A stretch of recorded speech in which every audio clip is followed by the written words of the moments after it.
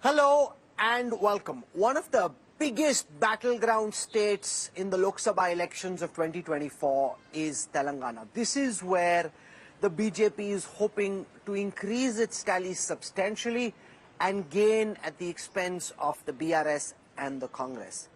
The one man standing against that effort is the Chief Minister of Telangana, Revant Reddy, who's now joining us on India Today. Thank you very much, Revant Garu, for joining us.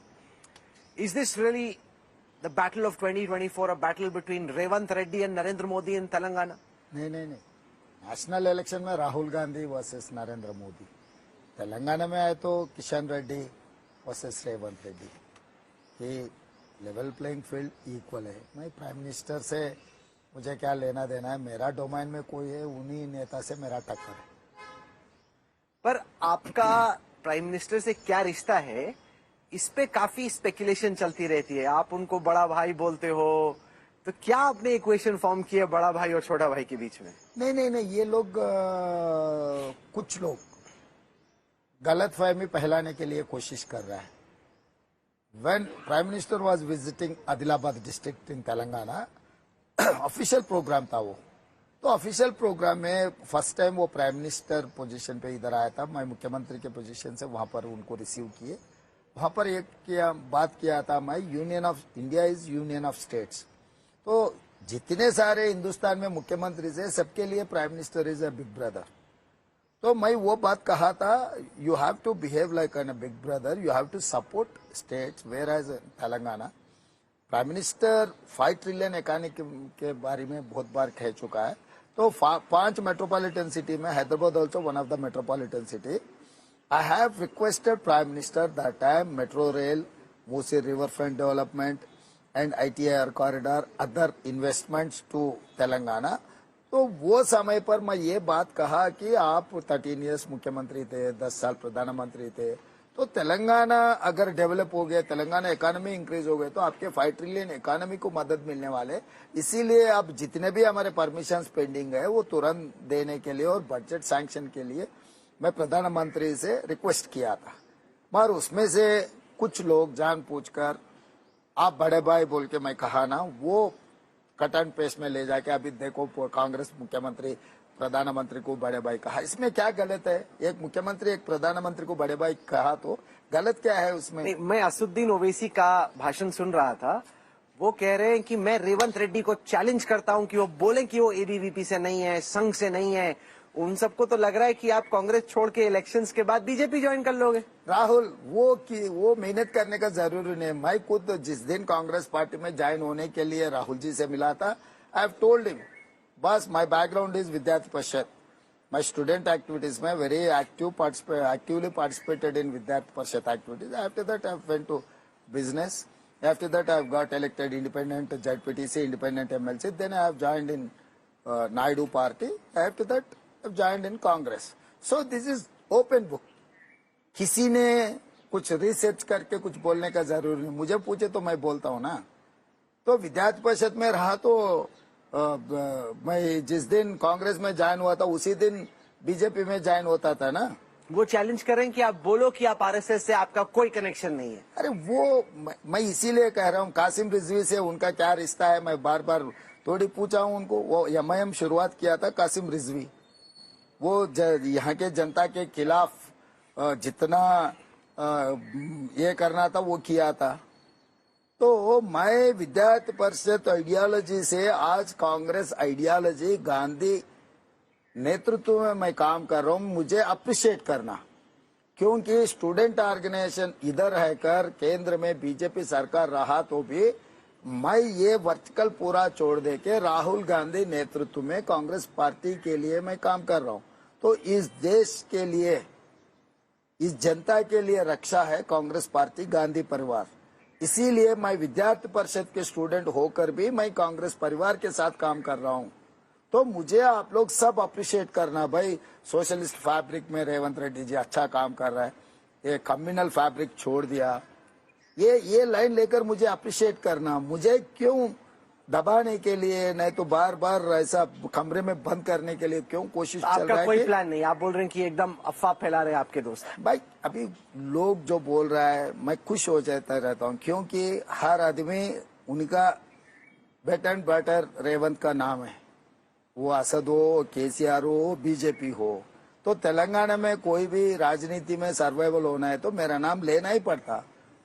तो मेरा नाम लिए तो मुझे अच्छा ही लगता है, उसमें क्या है। मैं क्या है, राहुल गांधी जी को पता है, सोनिया गांधी जी को पता है, खड़गे जी को पता है मैं कैसे आदमी हूँ, क्या कर सकता हूँ।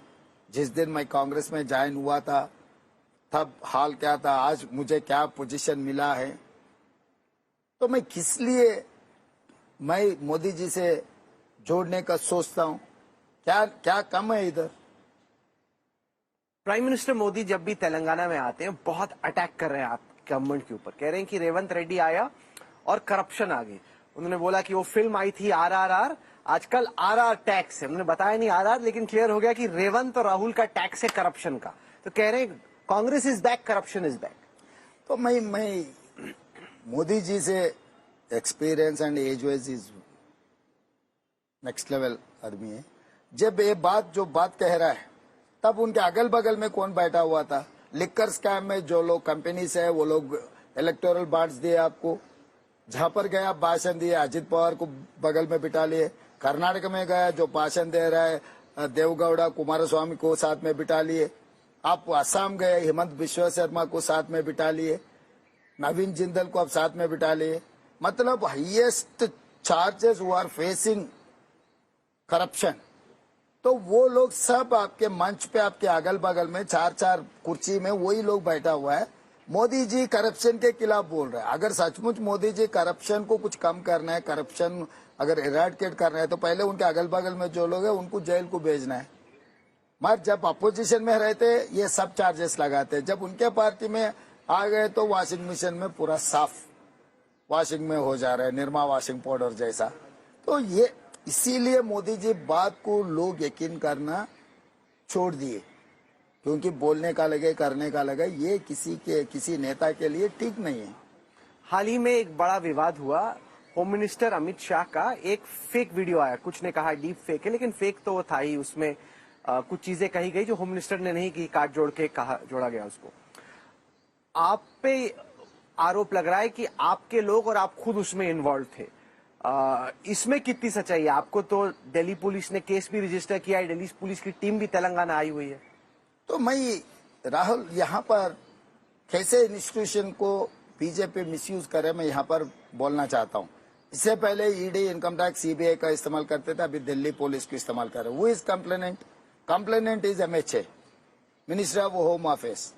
भाई राजनीति में किस नेता के खिलाफ, किस नेता या कुछ पॉलिटिकल पार्टी के खिलाफ कुछ पॉलिटिकल पार्टी एक्टिविटी की है तो पॉलिटिकल पार्टी और political party worker has to complain.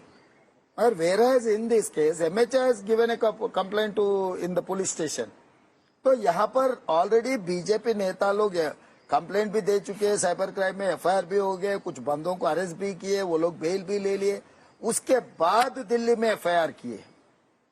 तो यहाँ पर मुझे जो इलेक्शन कैंपेनिंग जो तरीका से मैं कर रहा हूँ, मुझे रोकने के लिए FIR भी बनाए, दिल्ली भी बुलाए। तो ये ऐसे छोटे छोटे कामों से राजनीति में रिजल्ट नहीं आने वाले। लोग समझदार है। आप समन के लिए जाओगे Delhi? Sitting chief minister Telangana का दिल्ली पुलिस के पास कब जाने वाला है? वो अभी सोचेंगे, अभी 13th पोलिंग होने दो, उसके बाद मैं लीगल टीम को कंसल्ट करके उसके आगे क्या करना है। Already Telangana high court has given some directions to departments, तो वो भी लीगल एग्जामिन करना है। उसके बाद मैं सोचता हूँ को जाना या नहीं जाना, अगर गया तो कौन सी तरीके से जाना है, सब सारे मैं सोच के बोलता हूँ। नो, पर जो स्पेसिफिक चार्ज है, जब दिल्ली पुलिस आपसे पूछती है रेवंत रेड्डी जी की क्या होम मिनिस्टर अमित शाह के जो बयान था उसको काट मरोड़ कर जिस तरीके से पेश किया गया, उसमें क्या आपके और आपके लोगों का इन्वॉल्वमेंट था? राहुल, वो वीडियो में क्या है मैं नहीं देखा। मैं कुछ चार्ज लगा रहा हूँ मोदी जी और अमित शाह के खिलाफ, अमित भाई के खिलाफ। ये लोग अगर बीजेपी इस बार आए तो बीजेपी इसीलिए इस बार 400 पार क्यों कह रहा है? संविधान को बदलने के लिए कह रहा है, रिजर्वेशन रद्द करने के लिए कह रहा है। ये लोग SC ST BC रिजर्वेशंस रद्द करने वाले हैं। उसके लिए मैं 2 एग्जाम्पल्स बोलता हूँ। 2000 में अटल बिहारी वाजपेयी जी ने संविधान को बदलने के लिए कमिटी कॉन्स्टिट्यूट की है, justice Venkatachaliah commission. That is first factor. Second factor, 1881 से लेकर जनगण होता था। Britisher 60 years, every 10 years they have done जनगण। After democracy also we have done 70 years. मगर 2021 में नरेंद्र मोदी जी प्रधानमंत्री बनने के बाद जनगण बंद कर दिए। क्यों? इन लोगों को पता है जनगण के साथ साथ कुलगण भी हो जाएगा, मतलब कास्ट सेंसस भी हो जाएंगे। कास्ट सेंसस एक बार होते, रिजर्वेशन 50% कैप निकालने वाले कांग्रेस पार्टी। हम लोग इलेक्शन में वादा किए थे, हम तेलंगाना में शुरू किए, बिहार में तो कंप्लीट किए, राजस्थान में कंप्लीट किए, अभी नेशनल एजेंडा भी हम लोग यही नहीं, पर ये बार बार चार्ज लगा रहे तो हैं कि इसीलिए ये जनगण नहीं किए कि ये SC ST BC रिजर्वेशन रद्द करने वाले। तो हम सीधा मैं चार्ज कर रहा हूँ, मैं किसी फेक वीडियो बनाने का क्या जरूरत है? I have made in number of statements in public dash. तो मेरा बयान सीधा सीधा है, मैं किसी का सहारा लेने का क्या जरूरत है मुझे? पर आप ये बार बार बोल रहे हो कि बीजेपी अगर 370 पार लाती है तो कॉन्स्टिट्यूशन चेंज कर देगी। मोदी जी, अमित शाह जी, सब लोग बोल रहे हैं अरे भाई ये झूठ बोल रहे हैं, हमने कहाँ बोला है कि हम कॉन्स्टिट्यूशन चेंज करने वाले, रिजर्वेशन खत्म करने वाले। कांग्रेस लोगों को गुमराह कर रही है। 4 दिन पहले Dushyant Kumar Gautam, who is General Secretary of Bharatiya Janata Party, he has made that statement. कुल्लम कुल्ला general secretary Bharatiya Janata party ने कहा, यस हम लोग संविधान को बदलने वाले हैं। This is point number 1। 2018-19 में सुमित्रा महाजन जी स्पीकर था, बिहार में सीधा सीधा कहती है रिजर्वेशन कुछ काम करनी है। 2015 Anant Kumar Hegde cabinet, union cabinet minister Modi ji के साथ में कर्नाटका से, वो कहा सीधा बैठा हुआ है हम संविधान को बदलने के लिए। तो मोदी जी, अमित भाई क्यों झूठ बोल रहे? बोले तो इस चुनाव में ये दलित, आदिवासी, ये सब सारे लोग OBC उनके खिलाफ वोट डाले तो उनका एजेंडा पूरे नहीं कर सकते, इसीलिए झूठ बोलने में लग गए। लीडर्स है ना कि मोदी जी ने नहीं बोला, संकल्प पत्र में नहीं है, ऐसे कोई छुट भैया आज जूनियर नेता बोल रहा है, उसको आप ऐसे बोल रहे हो कि बीजेपी कर देगी। आपके पास कोई PM के लेवल पे या HM के लेवल पे सबूत नहीं है? भाई अगर PM को आप कितना मान रहा है, 2018-19 इलेक्शन से पहले मोदी जी ये कहा, मनमोहन सिंह जी पाकिस्तान से मिलकर कॉन्स्पिरेसी किए, मुझे हत्या करवाने के लिए सुपारी दी है। मैं आज पूछ रहा हूँ Rahul, being an prime minister, 5 साल प्राइम मिनिस्टर रहने के बाद वो स्टेटमेंट किया, उसके बाद 5 साल हो गए, क्यों मैं इंक्वायरी नहीं बिठाया? मनमोहन सिंह जी के खिलाफ सुपारी दी है पाकिस्तान के साथ मिलकर मोदी जी हत्या के लिए।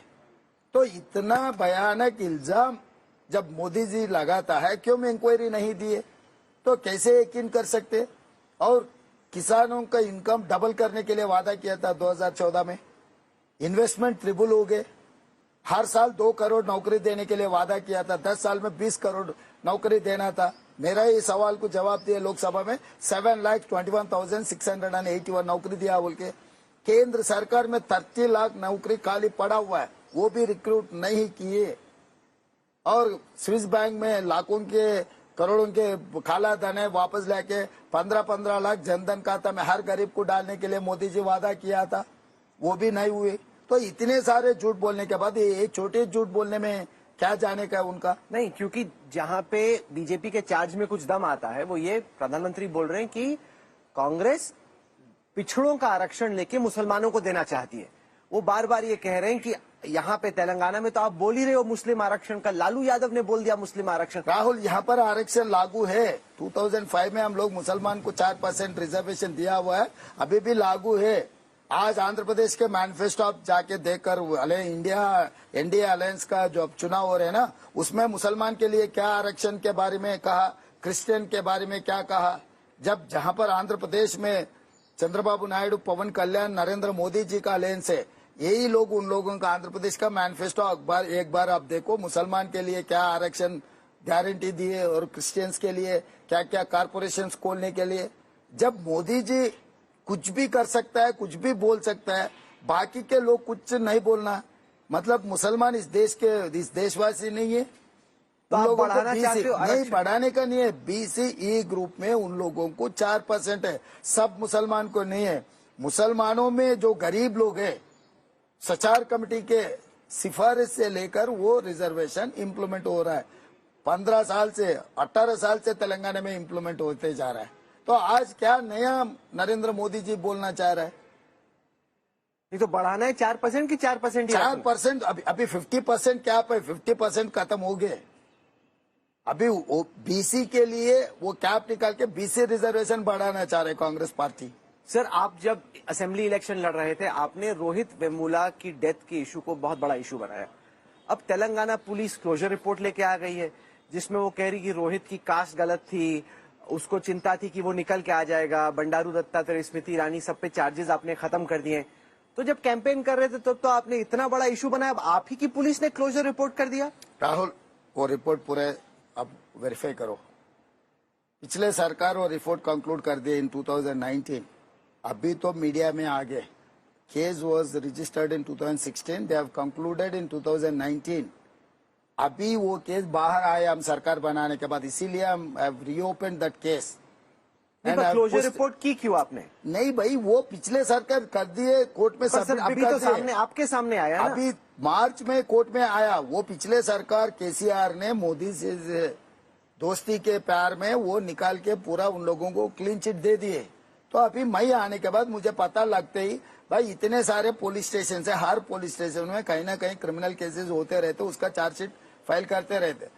जब मेरा ध्यान पे आ गए तुरंत मैं रीओपन कर दिए। सीबीसीआईडी इंक्वायरी भी हम बिठाए। नहीं, पर पहले आपकी फिर प्रायोरिटी नहीं थी, इलेक्शन में प्रायोरिटी थी, सीएम बनने का आपने पता ही नहीं करा कि केस। राहुल, आप गलत फहमी में 2023 इलेक्शन में कभी वो मुद्दा ही उठाया ही नहीं। नहीं, पर कांग्रेस ने बोला कि हम रोहित वेमुला एक्ट लेके आने वाले 2019 children who come from dispossessed and marginalised societies. 2023 election में तेलंगाना में ये मुद्दा कोई उठाया नहीं, कोई बात भी नहीं हुआ। 2018-19 इलेक्शन में बात हुई, सही है। उसके बाद ये वो केस बीआरएस वाले क्लोज कर दिया, हम रीओपन किया। अभी इंक्वायरी बिठाया, अभी कुछ एविडेंसेस रहा तो हम उसके ऊपर जांच करेंगे। Is the government of Telangana and the Congress party committed to bringing a Rohith Vemula act और not, sir? Yes, we are going to get in national level, not in Telangana level. We are going to get that act in national level. केंद्र में हम सरकार बना के Rohit Vemula act बना देंगे। ऐसा लग रहा है कि सेंटर की प्रायोरिटी है कांग्रेस की, आपकी नहीं है। कांग्रेस की प्रायोरिटी है, वो सेंटर स्टेट का मामला नहीं है। अब गलतफहमी में मत जाओ। Centre and state Congress party is one unit. Congress party वो मुद्दा लेकर आएंगे, इसीलिए हम लोग सीबीसीआईडी जांच के लिए आदेश दे चुका है। सर, आपने जब इलेक्शन कैंपेन हुआ तो बहुत सारे चार्जेस लगाए केसीआर की सरकार के ऊपर, including on KCR himself, and KCR once sent you to jail. आपने ऐसा इंडिकेट किया कि जब मैं बनूंगा तब देखेंगे। उसके बाद तो आपने कुछ किया नहीं उनके ऊपर। कौन बोला है? क्या किया आप? किसने बोला है? 100 दिन में हम लोग कालेश्वरम में जुडिशियल इंक्वायरी बिठाए, पावर परचेज में जुडिशियल इंक्वायरी बिठाए, टेलीफोन टैपिंग में तो अभी इंक्वायरी चल रहा। तो अब सरकार भी चलाना है। मैं एक बात याद दिलाना दो, कसब तो आपको पता है, मुंबई में AK-47 से सबको गोली मार दिए। कसब को भी फांसी देने के लिए हम कितने साल करवाया था जुडिशियल प्रोसेस में। तो इस देश में हर आदमी को लीगल प्रोसेस में इक्वल अपॉर्चुनिटी देने का जरूरत है। हम चाहे तो मोदी जी जैसे, अमित भाई जैसे आधे रात को उठाओ जेल में डालो, ऐसे काम नहीं करता हूं मैं। अभी judicial inquiry is going on irrigation and power and telephone tapping. तो ये मामला रिपोर्ट आने के बाद बेस्ड ऑन दैट रिपोर्ट वो आर द अक्यूज्ड, उन लोगों को हम पनिशमेंट देंगे। नहीं तो अगर के चंद्रशेखर राव अभी आपको कैमरे पे देख रहे हैं इंडिया टुडे और आज तक के, उनको क्या मैसेज है? अगर वो गिल्टी पाए गए इन जुडिशियल इंक्वायरीज में, is sending him to jail a priority for you? आप भेजेंगे उनको जेल? 100% लीगल प्रोसेस जो हो सकता है सब कुछ करते हैं। Judicial has to decide. I am only implementing agency. तो सरकार के जिम्मेदारी है, जो कोर्ट डायरेक्शन है, कोर्ट डायरेक्शन को इम्प्लीमेंट करने का जिम्मेदारी। हम लोग जांच बिठा दिए, अभी उसमें जो आउटकम आएंगे उसके हिसाब से हम एक्शन लेंगे। सीधा वो अगर कोर्ट ने कहा केसीआर को उठा के जेल में डाल दो, चरलापल्ली जेल में, हाँ बराबर डालता हूँ। अगर कोर्ट कहने के बाद क्यों छोड़ता हूँ? मामला लीगल कितना और पर्सनल कितना? उन्होंने आपको जेल भेजा, अब आपको उनको जेल भेजा। ये कुर्सी में, मुख्यमंत्री कुर्सी ने बैठने के बाद कोई पर्सनल एजेंडा रहता ही नहीं मेरे लिए। मेरे लिए ऐसा पर्सनल एजेंडा कुछ भी नहीं है। जो लोकतांत्रिक में जो लोगों के लिए काम करना है वही जिम्मेदारी उठाता हूँ। लोग इतने सारे वोट देकर चुनकर मुख्यमंत्री बनाए मेरा पर्सनल स्कोर सेटल करने के लिए। मेरा पर्सनल स्कोर सेटल करने का रहा तो 100 वेज है वो पर्सनल स्कोर सेटल करने के लिए। ये कुर्सी मैं मिसयूज नहीं करता हूँ, 100 दिन नहीं किए, आगे भी मैं नहीं करता हूँ। जब हमने आपका कैंपेन से पहले इंटरव्यू किया था, उसके बाद डावोस में मुलाकात हुई, और मैं देख रहा हूँ आप थोड़ा संभल के, सुलझ के, मतलब एक्स्ट्रा लेवल ऑफ एक गियर मैच्योरिटी आपकी बढ़ गई है। अब मुख्य कुर्सी में बैठने के बाद, जिम्मेदारी उठाने के बाद, हम परिवार को संभालना है तो जिम्मेदारी से संभालना पड़ता। हम कुछ गलत किए, अभी पायलट मैं हूँ, मैं ऐसा वैसा करती है तो एक्सीडेंट हो गए तो पूरा परिवार खत्म हो जाएंगे। कैसे चेंज हुआ before CM and after CM, क्या चेंज हुआ आप?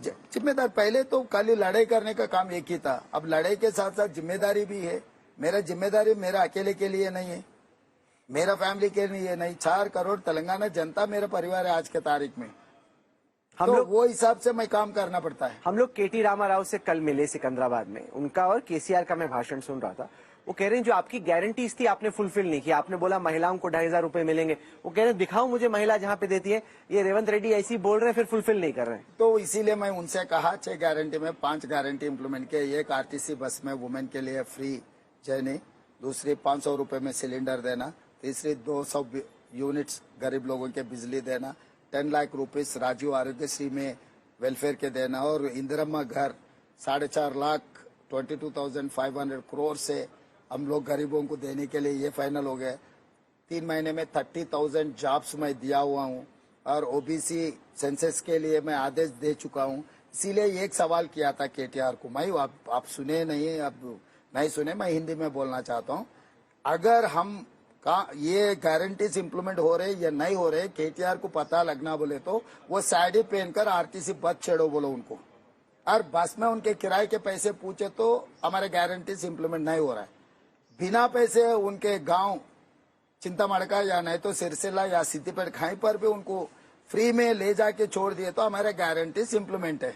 तो इसीलिए उनके बहुत सारे फिल्म इंडस्ट्री के दोस्त हैं, अच्छा साड़ी पहन के उनको आरटीसी बस चढ़ो बोलो केटीआर को, तब लगेगा हमारा सरकार ये गारंटीज इम्प्लीमेंट कर रहा है या नहीं कर रहा है, उनको पता लगेगा। कह रहे हैं, वो कह रहे हैं कि रेवंत रेड्डी तुम साड़ी पहन के आओ और रायतू बंधु पे आप डिबेट करो। रायतू बंधु पे आज भी मैं तैयार हूँ। रायतू बंधु में सब लोग 69 लाख फार्मर्स को हम लोग दे चुके हैं।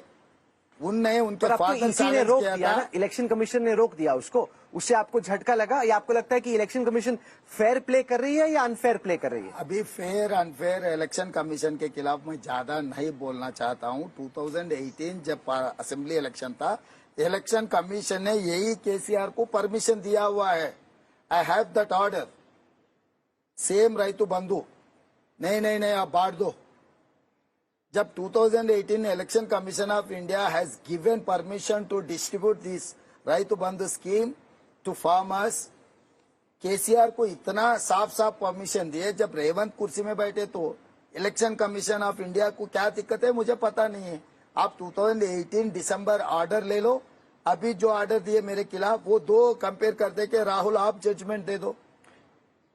अभी इलेक्शन कमीशन ऑफ इंडिया कितना फेयर चुनाव लड़वा रहे। पर आपने उस सवाल का जवाब नहीं दिया ना। वो केसीआर केटीआर आपको चैलेंज करें कि महिलाओं को पैसा क्यों नहीं मिल रहा बैंक में जो आपने प्रॉमिस किया। मैं बोल रहा हूँ ना, अभी तो 5 गारंटी इम्प्लीमेंट किए। वो 10 साल जो बात किए थे, दलित मुख्यमंत्री बनाते बोले नहीं बने, दलित को 3 एकड़ देते बोले नहीं दिए, 3 अब उनके घर देते बोल के नहीं दिए, हर घर में एक नौकरी देने के लिए वादा किया था नहीं किए, मुस्लिम रिजर्वेशन 12% बढ़ाने के लिए बात किया था वो नहीं किए, आदिवासी एसटी ट्राइबल रिजर्वेशन 12% के लिए वादा किया था वो भी नहीं किए, हर कॉन्स्टिट्यूंस में 100 बेडेड हॉस्पिटल वादा किया था वो नहीं दिए, फी रियम्बर्समेंट वापस नहीं किए।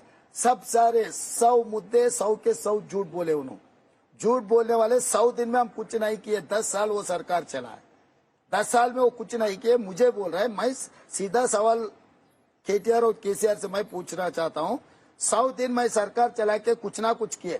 10 साल मोदी जी सरकार चलाए, मोदी जी कुर्सी में बैठना, रेवंत जी कुर्सी से हट जाना, ये किसके लिए काम करे, किसके ताबेदार है ये लोग? भाई अभी चल रहा है प्रधानमंत्री के इलेक्शन, मुख्यमंत्री के इलेक्शन थोड़ी हो रहा है। तो प्रधानमंत्री इलेक्शन में 10 साल नरेंद्र मोदी जी जो वादा किया था सबको धोखा दे दिए। तो 10 साल के नरेंद्र मोदी जी कुर्सी पे बैठना तीसरी बार, 100 दिन में 5 गारंटी इंप्लीमेंट किए सो रेवंत रेड्डी कुर्सी से उतर जाना, ये क्या राजनीति है?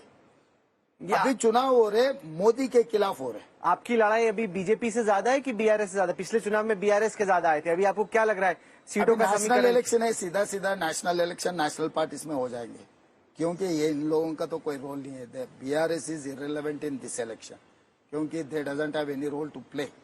ना इंडिया कूटमी नहीं है, वो लोग एनडीए में नहीं है। बीजेपी को लग रहा है कि टैली डबल से ज्यादा हो जाएगी। तेलंगाना जहां पे उनको लगता है कि सबसे बड़े गेन्स हमारे कहीं पे होने वाले हैं, तो तेलंगाना उस स्टेट में एक है। अभी हर आदमी के पाला पता है आंध्र प्रदेश में पॉलिटिकल पार्टी नेता है, पहले एनजीओ ऑर्गेनाइजेशन चलाते थे। वो भी कल कह रहा था आंध्र प्रदेश में सरकार बनाने का कम से कम 15-20 सीट मिलने वाले हैं। जब के पाल कुछ हिम्मत से सरकार बनाने का और सीट मिलने का कहा, तो बीजेपी कहने में क्या फर्क पड़ता है? तो हर आदमी कुछ ना कुछ कह सकता है कि भाई सब सारे हमारे होने वाले हैं। तो ग्राउंड रियलिटी तो तेलंगाना को क्या दिया बोल के उन लोगों को जनता वोट देंगे। आपको इस इलेक्शन में नॉर्थ साउथ डिवाइड दिखता है? कर्नाटक में आपकी पार्टी के लीडर हैं डीके सुरेश, को कहते हैं कि टैक्स हम ज्यादा देते हैं, हमें पैसा कम मिलता है, अगर ऐसा ही रहा तो साउथ को एक अलग स्टेट बन जाना चाहिए, अलग कंट्री बन जाना चाहिए। तो उन्होंने क्या कहा मैं पूरा पढ़ा नहीं, जो अन्याय हो रहा है मैं भी वही वॉइस से बोल रहा हूँ। हम लोग 1 रुपया टैक्स पे किए तो हमको 43 पैसा मिल रहा है।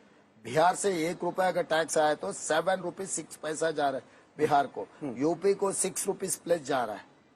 तो ये अन्याय हर किसी कोई नहीं मानते, क्योंकि हमारे इक्वल शेयर हमें आना है। तो आप मोदी जी और अमित भाई दोनों मिलकर पूरा हमारे टैक्स पैसे लेकर और किसी को बांटने में ये ठीक नहीं है। और नेशनल प्रोजेक्ट्स भी कुछ दे रहे नहीं, रेलवेज नहीं दे रहे, नेशनल हाईवेज नहीं दे रहे। कुछ इन्वेस्टमेंट्स तेलंगाना में आए तो डरा के ले जाके गुजरात में ले जा रहा है। ऐसा हो रहा है? हाँ। आपका प्रोजेक्ट गुजरात चला गया? हाँ। आप ला ही नहीं पाए होगे, आप बोल रहे हो गुजरात चला। कौन सा प्रोजेक्ट गुजरात चला गया आपका? फॉक्सकॉन वाले को पूछो कितना प्रेशर है उनके ऊपर। अभी ये कार वाले टेस्ला वाले को कितना सता रहे पूछो। वो they wanted to invest in Telangana, just simply they are pressurising to shift Gujarat. आप कह रहे हो कि इलॉन मस्क ने इसलिए इंडिया कैंसिल किया कि वो तेलंगाना आना चाहता था, वो गुजरात भेजना चाहते थे, इसलिए आपने कैंसिल कर? ये सवाल उनसे पूछना है, मगर तो मामला वही है। आपको लग रहा है ऐसा 100% कि तेलंगाना में इलॉन मस्क आना चाहता था? हाँ, मोदी जी उसको गुजरात भेजना चाहते थे। तेलंगाना क्या कोई हिंदुस्तान में नहीं है क्या? तो Hyderabad is the best place. Tesla Musk ने बताया आपको ऐसा? आप ऐसे ही थ्योरी दे रहे हो, कुछ एक गुब्बारा छोड़ दो ऐसे। आप ऐसा बोले तो कैसे? आपको कैसे मालूम कि टेस्ला आना चाहता था? हमारे कनेक्शन हमारे कम्युनिकेशन हमें है ना, हमें पता है ना क्या किससे क्या कम्युनिकेट करना है, कब क्या बोलना है। तो हम भी जिम्मेदारी से, मुख्यमंत्री कुर्सी में बैठा हुआ है, हम ऐसे सरपंच कुर्सी में बैठकर भाषण नहीं दे रहा हूँ मैं। ये आपने इम्पोर्टेंट बात बोली कि इलॉन मस्क तेलंगाना आना चाहता था। यस, बीजेपी गवर्नमेंट ने प्रेशर डाला गुजरात जाने के। ये इंटरव्यू होने के बाद जितना इधर आने के बाद भी गुजरात को शिफ्ट करवा दिया, वो भी लिस्ट देता हूँ मैं, वो भी लिस्ट देता हूँ आपको।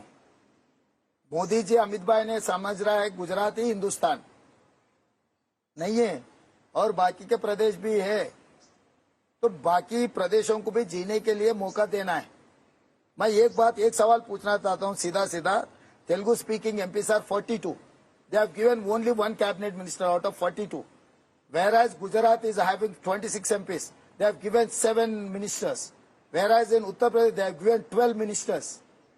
कर्नाटक में एक ही 25 MPs बीजेपी के हैं, मगर एक ही कैबिनेट मिनिस्टर दिए, बाकी के छोटे छोटे नौकरी दिए। क्यों नहीं दे रहा है? मतलब यहाँ पर कोई काबिल आदमी नहीं है भारतीय जनता पार्टी में। प्राइम मिनिस्टर आप लिए, होम मिनिस्टर आप लिए, डिफेंस मिनिस्टर आप लिए, फाइनेंस मिनिस्टर आप लिए, कॉमर्स मिनिस्टर आप लिए, अर्बन डेवलपमेंट मिनिस्टर आप लिए, सब सारे इंपॉर्टेंट पोर्टफोलियोज पूरा आप दोनों ही बांट ले रहे। क्यों साउथ को नहीं दे रहे? क्यों होम मिनिस्टर यहाँ से है? कौन है? सॉरी, जयशंकर जी यहाँ से है, फाइनेंस मिनिस्टर यहाँ से है। कौन finance minister? Nirmala Sitharaman. She is representing from Uttar Pradesh, Rahul. But she comes from this area part. बस where you are representing that is more important. Prime minister कहाँ से रिप्रेजेंट कर रहा है? आप बोलो, प्राइम मिनिस्टर कहाँ से? वाराणसी। कहाँ है वो? उत्तर प्रदेश। फिर गुजरात वाले को उत्तर प्रदेश क्यों कह रहे? वो खुद गुजरात के है ना। नो, बट डॉक्टर सीसीएस के 4 में 2 are from South India. No, Rahul, when you are quoting Mr. Narendra Modi ji is representing from Varanasi, Uttar Pradesh, whereas Nirmala Sitharaman, she is representing from Uttar Pradesh as a Rajya Sabha member. Dr. Jaishankar is also from the South. इधर से कोई नहीं है, इधर कोई बंडी संजय, धर्मपुरी अरविंद, स्वयं बाबूराव, या कर्नाटक में 25 लोग है एमपीस, आंध्र प्रदेश में जीवीएल नरसिम्हा राव, सीएम रमेश, सब सारे उन्हीं के पार्टी के एमपी है ना। जिसका आप नाम ले रहे हो ना, सब फंस जाएंगे अगर अरे- इनकी सरकार बनी 4 जून को। इनका तो कुछ नहीं होना, आपने इनका काम खराब कर दिया। भाई मैं साफ कह रहा हूँ, नरेंद्र मोदी जी, अमित भाई के नजर में साउथ के लोग सेकंड ग्रेड सिटीजन्स। इतना तो एफर्ट किया पीएम ने तमिलनाडु में, देखो क्या कितना एफर्ट किए? इतना ताकत लगा दिया, 3.5% वोट पे इतना एफर्ट होम मिनिस्टर ने, पीएम ने तमिलनाडु। बे तो आप जो बोल रहे हैं सच है। एक्चुअल में क्या एफर्ट किए भाई? 10 मिनिस्टर दो तमिलनाडु में, 10 मिनिस्टर दे दो, तेलंगाना में 4 दे दो, कर्नाटक में 5 दे दो। जैसा गुजरात उत्तर प्रदेश 10 साल आप ही खा लिए ना, फुल बिरयानी फैमिली पैक पूरा आप लोग खा लिए। पार्टी अध्यक्ष भी आप ही लिए नड्डा को, प्रेसिडेंट ऑफ इंडिया आप ही ले लिए, वाइस प्रेसिडेंट ऑफ इंडिया आप ही ले लिए। वेंकैया नायडू एक आदमी था, वो आदमी को भी दिल्ली से उठा दे के हैदराबाद में फेंक दिए। जिस दिन वेंकैया नायडू प्रेसिडेंट था उस दिन Narendra Modi ji was general secretary.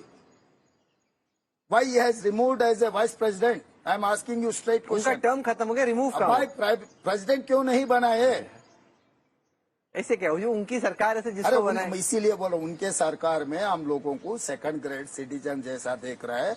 हर किस हम नहीं मानते। आपने बिरयानी की बात की, अभी आपके साथ ब्रेकफास्ट कर रहे थे, बढ़िया मटन कीमा, ये वो जबरदस्त, thank you, good breakfast. But Congress के खिलाफ ये आरोप लगता है, जैसे लालू यादव पे लगा, राहुल और लालू मटन बना रहे। वो मोदी जी ने कहा कि जो हमारे हिंदू धर्म के की फेस्टिव पीरियड्स हैं, रिलीजियस पीरियड्स हैं, उसमें ये बाकी लोगों को उनका मन खराब करने के लिए मटन खाते हैं, चिकन खाते हैं। भाई वो गलत है। साउथ में हर मंदिर में बकरी को काटते, आपको पता है? अब हिस्ट्री देखो, ब्राह्मण्स पूजा करना है तो पहले नॉन वेज खाते थे। जो पूजा करने वाले, वो अलग अलग आदमी का अलग अलग प्रैक्टिस है। साउथ में चलो पोचम्मा, यल्लम्मा, मैसम्मा, बगल में पेद्दम्मा तल्ली टेम्पल है, कितने बकरियों को वहां काटते, मैं ले जाके आपको दिखाता हूँ। राहुल यहाँ से सीधा सीधा वहीं जाएंगे, वो मंदिर है, हिंदू मंदिर है, माता के मंदिर है। माता के मंदिर में कितने बकरियों को काटते, आप चलो मैं दिखाता हूँ आपको।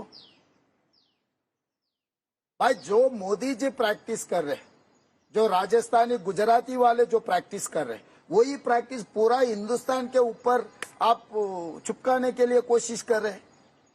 भाई आपका स्टाइल वो है, हिंदू शादियों में नॉर्थ में वो मंडप के 7 फेरे करते, यहाँ पर ताली बांधते हैं, वो भी हिंदू है, ये भी हिंदू है।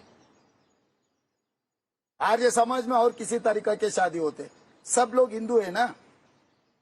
आप राहुल गांधी से काफी प्रभावित लगते हैं। एक तो क्यों? आप नहीं, in the sense you seem quite impressed with Rahul Gandhi, but is my leader, बस इज माई लीडर। बट बाकी देश में उतना करंट नहीं है राहुल गांधी का। भाई ये कि ना, एक दिन अच्छा के लिए थोड़ा टाइम लगेगा। बैड थिंग्स आप नेक्स्ट मिनट में, आप दूसरी लैंग्वेज सीखना है तो पहले गंदे बातें पहले हम सीख लेते, 2 ही मिनट में गंदे बातें हम पकड़ लेते। अच्छा भाषण देना है तो टाइम लगेगा। राहुल जी अच्छा पहचानने के लिए थोड़ा वक्त लगेगा। पीएम कह रहे हैं कि राहुल गांधी को लेके सबसे ज्यादा सपोर्ट पाकिस्तान में है।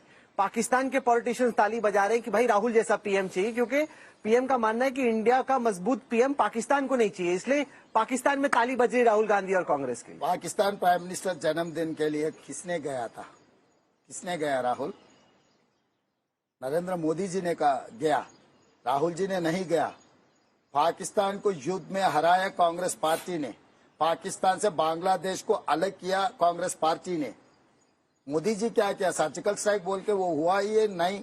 अच्छा मार्केटिंग तो की है सर्जिकल स्ट्राइक, कौवा भी नहीं मरे बोल के लोग बोल रहे थे। वो कश्मीर का गवर्नर, लेफ्टिनेंट गवर्नर ने ये कहा, पुलवामा के इंसिडेंट में क्या कहा आपको, आपके रिकॉर्ड में है इंडिया टुडे में, आप देखो। उनके पार्टी के उनके गवर्नर, लेफ्टिनेंट गवर्नर ने पुलवामा इंसिडेंट के बारे में क्या बयान दिया, आप एक बार देखो। क्या ये बात सही है कि अब राहुल गांधी या प्रियंका तेलंगाना से चुनाव लड़े, इसके लिए एफर्ट कर रहे थे? नहीं, इलेक्शन तो अभी नॉमिनेशन खत्म हो नहीं, चुके हैं। पहले की बात कर रहा हूँ। पहले हम लोग कोशिश किए चुनाव आपने? लड़वाने के लिए। क्यों नहीं आए वो तेलंगाना? वो पता नहीं, अभी उन्हीं लोगों से पूछना। कभी राहुल जी मिले तो आप पूछो। आप कौन सी सीट से लड़ाते हो उनको? महबूब नगर, मेरा होम टाउन में बोल रहा था मैं कि केरला छोड़ दो, तेलंगाना आ जाओ। हाँ, क्योंकि तेलंगाना से उन लोगों का राजनीति रिश्ता नहीं है, परिवार रिश्ता है। हाँ। जब 1980 में इंदिरा जी जब पॉलिटिकल क्राइसिस में तेलंगाना से रिप्रेजेंट किए, तेलंगाना से चुनाव लड़ी थी, चुनाव में जीत गई, प्राइम मिनिस्टर बनी। जिस दिन इंदिरा जी शहीद हुई तब तेलंगाना से रिप्रेजेंट किए इंदिरा जी, उसके बाद सोनिया जी तेलंगाना प्रदेश अलग बनवाई। तो वो परिवार से हमारे रिश्ता परिवार रिश्ता है, ये राजनीति रिश्ता नहीं है। इसीलिए हम लोग वो परिवार को यहाँ पर चुनाव लड़ने के लिए बुलाया था। तो आपको लग रहा है कि कांग्रेस का, इंडिया अलायंस का पावर में आने का कोई चांस है कि विपक्ष में लड़ने के लिए, बैठने के लिए आप लोग चुनाव लड़ रहे हो? मोदी जी वारंटी खत्म हो गए राहुल, मैं साफ कह रहा हूँ। आज जिस दिन शुरुआत किए थे, आज के तारीख में कोई भी 400 के बात ही नहीं निकाल रहे। सेंसेस तो आप देखा, शेयर मार्केट कितना गिरते जा रहे। गिरता है, मार्केट तो पीक पे है। किसने कहा राहुल? सर, 74, 75। मैं अभी पेपर मंगा के आपको दिखाता हूँ। आज मैं मॉर्निंग न्यूज़पेपर पढ़कर आपसे कह रहा हूँ, पूरा कोलैप्स हो जा रहा है, क्योंकि बीजेपी झूठ बातों पे चुनाव लड़ने के लिए कोशिश कर रहे। माहौल वैसा नहीं है, इसीलिए शेयर मार्केट पूरा गिरते जा रहे बोल के पेपर में रिपोर्ट किया। आज मैं अगर अभी मंगा बोले तो मैं पेपर मंगा के दिखाता हूँ, नहीं तो शो होने के बाद आपको दिखाता हूँ। आपको लग रहा है राहुल गांधी पीएम बनने वाले? कांग्रेस इंडिया कूटमी सरकार बनाने वाले हैं। सब एक साथ में बैठकर, पूरा 272 एमपी से एक साथ में बैठकर प्राइम मिनिस्टर को चुनेंगे। This is not one nation one election one person, ये स्लोगन हमारे नहीं है। हम लोग मोर डेमोक्रेटिक है, सबको बिठा के सबका राय लेकर उसमें से प्राइम मिनिस्टर को हम इलेक्ट कर देंगे।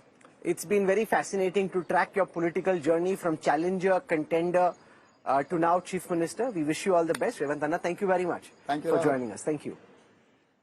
Sir, thank you so much. Thank you. Subodh, एक